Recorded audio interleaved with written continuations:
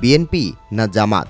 নির্বাচনের আগে জোট গঠনকে কেন্দ্র করে দুই দলের সঙ্গেই আলোচনা চালায় এনসিপি। শেষ পর্যন্ত বেশি আসনের লোভে নির্বাচনে কাঁধে কাঁধ মিলিয়ে লড়াই করে এনসিপি ও জামাত।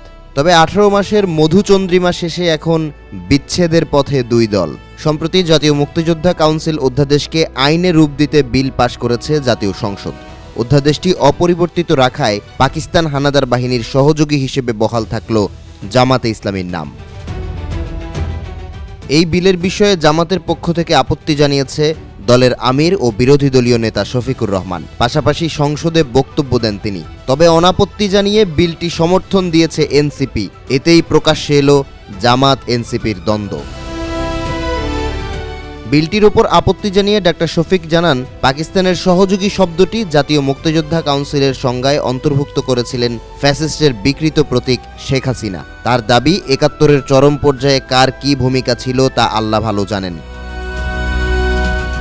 জামাত আমিরের দাবি, ১৯৭৯ সালে জিয়াউর রহমানের সিদ্ধান্তেই জামাতের মতো সকল রাজনৈতিক দল তাদের অধিকার ফিরে পায়। সেই দায় ও দরদ থেকে ১৯৭৯ সাল থেকে বাংলাদেশে রাজনৈতিক সাংগঠনিক কর্মকাণ্ড পরিচালনার চেষ্টা করছে সংগঠনটি। তবে ৭১-এ দলটির সদস্যদের ভূমিকা কী ছিল সে বিষয়ে পরিষ্কার করে কিছুই জানাননি ডাক্তার শফিক।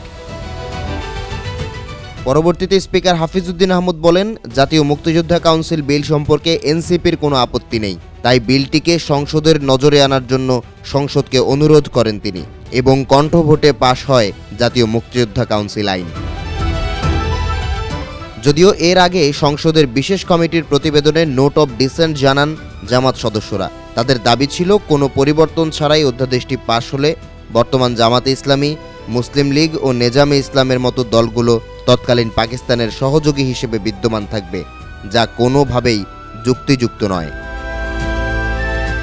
কমিটির প্রতিবেদনে জামাতের পক্ষ থেকে আরও বলা হয়, ২০০২ সালে খালেদা জিয়ার সরকার আমলের আইনে দলগুলোকে পাকিস্তানি হানাদার বাহিনীর সহযোগী বলা হয়নি। রাজনৈতিক দলকে সশস্ত্র বাহিনী চিহ্নিত করা ফ্যাসিবাদী রাজনীতির সমর্থন বলে দাবি তাদের।